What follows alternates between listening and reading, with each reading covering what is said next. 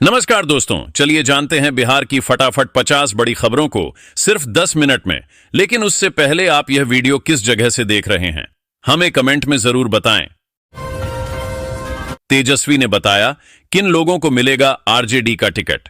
संवाद कार्यक्रम के समापन पर दिया बड़ा मैसेज। पटना जिला के कार्यकर्ताओं के साथ आयोजित कार्यकर्ता दर्शन सह संवाद कार्यक्रम में तेजस्वी यादव ने ऐलान किया कि विधानसभा चुनाव में किसी नेता की सिफारिश पर किसी को टिकट नहीं दिया जाएगा। जीतने वाले और सबको साथ लेकर चलने वाले उम्मीदवारों को ही प्रत्याशी बनाया जाएगा। मुख्यमंत्री बनने जा रहे तेजस्वी, ललन सिंह के सपने वाले बयान पर तेज प्रताप की भविष्यवाणी। तेज प्रताप ने कहा कि इस बार तेजस्वी ही मुख्यमंत्री बनने जा रहे हैं। ये मेरी भविष्यवाणी है। ललन सिंह के कहने से कुछ नहीं होने वाला है। नीतीश की कुर्सी जाने वाली है और तेजस्वी सीएम बनने वाले हैं। ललन सिंह का सपना टूटने जा रहा है। तेजस्वी के आरोपों पर नीतीश के बेटे निशांत ने संभाला मोर्चा। बोले 100% फिट है मुख्यमंत्री। सीएम नीतीश कुमार के बेटे निशांत कुमार ने एक बार फिर से अपने पिता के काम की तारीफ की है। साथ ही नेता प्रतिपक्ष तेजस्वी यादव के आरोपों का भी जवाब देते हुए कहा कि मुख्यमंत्री नीतीश कुमार पूरी तरह 100% स्वस्थ हैं। तेजस्वी लगातार नीतीश को थका हुआ और अस्वस्थ बताते आए हैं। कांग्रेस में शामिल हुए पूर्व सांसद अली अनवर बोले जेडीयू छोड़ी तो 43 सीटों पर सिमट गई। पसमानदा समाज की राजनीति करने वाले पूर्व सांसद अली अनवर जेडीयू छोड़कर कांग्रेस में शामिल हो गए हैं। 2017 तक वो जेडीयू के साथ थे। पार्टी सदस्यता लेने के बाद उन्होंने कहा कि जब वो जदयू के साथ थे तो 2010 में एनडीए 200 के पार चली गई थी। जब वो जदयू से हटे तो पार्टी विधायकों की संख्या 43 पर सिमट गई। बक्सर के पंकज सिंह को दिल्ली सरकार में मंत्री बनाकर बीजेपी ने किया खेला। बिहार चुनाव का कनेक्शन समझिए। बीत लोकसभा चुनाव में बक्सर की सीट गंवाने वाली बीजेपी ने बिहार चुनाव को लेकर दिल्ली से दांव चला है। बक्सर के रहने वाले पंकज कुमार सिंह को रेखा गुप्ता के मंत्रिमंडल में जगह मिली है। वो एकमात्र पूर्वांचली चेहरा है। भाजपा के इस कदम को सियासी रणनीति का हिस्सा माना जा रहा है। 15 साल पुरानी गाड़ी प्रदूषण फैलाती है, सरकार को तो 20 साल हो गए। तेजस्वी का किस पर निशाना? आरजेडी नेता तेजस्वी यादव ने नीतीश सरकार पर तंज कसते हुए कहा कि 15 साल से पुरानी गाड़ी को सरकार भी चलाने की इजाजत नहीं देती है क्योंकि वो प्रदूषण करती है। सरकार को 20 साल हो गए तो अब जनता भी देख रही है कि किन लोगों ने विश्वासघात किया है। उनको पता क्या है। मुख्यमंत्री का सपना देखते रहें। तेजस्वी पर ललन सिंह का तीखा तंज। ललन सिंह ने कहा कि तेजस्वी को प्रगति से क्या मतलब, उन्हें प्रगति का कुछ अनुभव है, कुछ काम किए हैं, तब ना कुछ प्रगति के बारे में मालूम होगा। 2005 से पहले से आज जो बिहार बनकर खड़ा है ये उसी प्रगति यात्रा का परिणाम है। वैसे वो मुख्यमंत्री का सपना देखते रहे जो पूरा नहीं होगा। नीतीश कुमार के बेटे ने लोगों से की अपील। बोले मेरे पिता 100% फिट, उन्हें वोट दें। नीतीश कुमार के बेटे निशांत कुमार ने लोगों से आगामी बिहार विधानसभा चुनाव में उनके पिता नीतीश कुमार को वोट देने की अपील की है। निशांत ने कहा है कि उनके पिता 100% फिट हैं। तेज प्रताप यादव ने की भविष्यवाणी। बताया कौन होगा बिहार का अगला मुख्यमंत्री। राजनीतिक रूप से प्रमुख राज्य बिहार में इस साल के आखिर में विधानसभा चुनाव होने हैं। चुनाव से पहले तेज प्रताप यादव ने भविष्यवाणी की है और बताया है कि कौन होगा बिहार का अगला मुख्यमंत्री। चुनाव से पहले तेजस्वी यादव हुए अलर्ट। लालू के फॉर्मूले के साथ बनाई नई स्ट्रेटजी। तेजस्वी यादव ने लालू प्रसाद यादव की सामाजिक न्याय की अवधारणा में आर्थिक न्याय का रंग भरा है।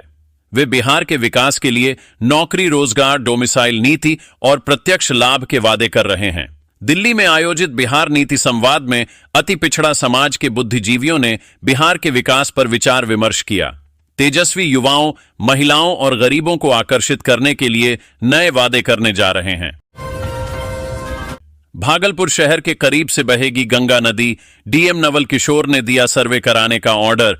भागलपुर शहर से दूर होती जा रही गंगा नदी अब शहर के करीब से बहेगी। इसके लिए नदी से बड़े पैमाने पर गाद निकाली जाएगी। जिलाधिकारी डॉ नवल किशोर चौधरी ने सर्वे करा गंगा को शहर के नजदीक लाने का प्रस्ताव मांगा है। इस कवायद का उद्देश्य भागलपुर में भारतीय जल मार्ग प्राधिकरण के उपकार्यालय के खुलने के बाद जलमार्ग 1 को विकसित करना है। जाने लोकेशन धनबाद के कुमारधुबी में 22 फरवरी को एक दिवसीय रोजगार मेला का आयोजन होगा, जहां कुल 150 पदों पर बहाली की जाएगी। चयनित उम्मीदवारों को 12,500 से लेकर 23,000 तक का मासिक वेतन मिलेगा। पटना को मिलेगी ट्रैफिक जाम से राहत। 181 करोड़ से शहर के बीच बनेंगी 2 4 लेन सड़कें। पटना के राजीव नगर नाला एवं आनंदपुरी नाला पर 4 लेन सड़ी डीडीएचक का निर्माण होगा। शुक्रवार को सीएम नीतीश कुमार ने प्रगति यात्रा के तहत इसका निरीक्षण किया। इस परियोजना पर करीब 181 करोड़ रुपए खर्च होंगे। मुजफ्फरपुर में एमएलए की धमकी से डरे डीईओ, ट्रांसफर के लिए तुरंत लिख डाली चिट्ठी। मुजफ्फरपुर से एक हैरान करने वाला मामला सामने आया है, जहां जिला शिक्षा पदाधिकारी ने विधायक के डर से अपर मुख्य सचिव को चिट्ठी लिखकर ट्रांसफर के लिए कहा है। डीईओ ने विधायक पर गंभीर आरोप लगाते हुए कहा कि विधायक हम पर गलत काम करने का दबाव बनाते हैं, विधायक हमें गालियां देते हैं, हमारा ट्रांसफर कर दिया जाए। मोदी सरकार देगी 5 लाख लिमिट वाला क्रेडिट कार्ड, कैसे कर सकते हैं अप्लाई, समझें। बता दें कि इस बार के आम बजट में वित्त मंत्री निर्मला सीतारमण ने क्रेडिट कार्ड लॉन्च करने का भी ऐलान किया है। इसके लिए कौन लोग अप्लाई कर सकेंगे, आइए जान लेते हैं। 20 ऐप के सिपाही का पटना पुलिस के कांस्टेबल से बड़ा फ्रॉड। बहाली के नाम पर 44 लाख ऐंठे सुपौल के भीमनगर के 20 ऐप 12 के सिपाही सचिन कुमार पासवान ने बिहार पुलिस में सिपाही बहाली के नाम पर लोगों से लाखों की ठगी कर रहा था, जिसने पटना जिला पुलिस बल के सिपाही रविंद्र कुमार से भी 44 लाख रुपए से अधिक सिपाही बहाली के नाम पर ही ठगी कर। 24 फरवरी को बिहार में यहां लगेगा रोजगार मेला। 30 पदों पर युवाओं की होगी बहाली, इतनी मिलेगी सैलरी। गोपालगंज में 24 फरवरी को एक दिवसीय रोजगार मेले का आयोजन होने जा रहा है। यह जॉब कैंप सदर प्रखंड कार्यालय के नजदीक स्थित कुशल युवा केंद्र के कैंपस में लगेगा। आरएम, एसआरएम तथा आईटी सपोर्ट के कुल 30 पदों पर साक्षात्कार के आधार पर बहाली होगी। तीनों पद पर चयनित होने वाले युवाओं को 10,000 मासिक सैलरी दी जाएगी। युवाओं को गोपालगंज में ही जॉब करने का अवसर मिलेगा। मैट्रिक परीक्षा में अचानक रोने चीखने लगी छात्राएं। किशनगंज के इस स्कूल में क्यों बदहवास हो गईं? लड़कियां छात्राओं के चीखने और चिल्लाने की आवाज विद्यालय से बाहर तक आ रही थी और छात्राएं बदहवास हो गई थीं, जिसकी वजह से अभिभावकों और शिक्षकों के हाथ पांव फूलने लगे। गंगा जल जांच करके वैज्ञानिक का दावा।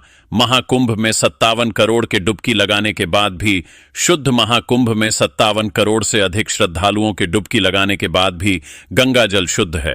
गंगा का जल न केवल स्नान योग्य है, बल्कि अल्कलाइन जैसा शुद्ध है। देश के जाने माने वैज्ञानिक पद्मश्री डॉ. अजय सोनकर ने अपनी प्रयोगशाला में गंगा जल का परीक्षण करने के बाद इसके अल्कलाइन वाटर जैसी शुद्धता का दावा किया है।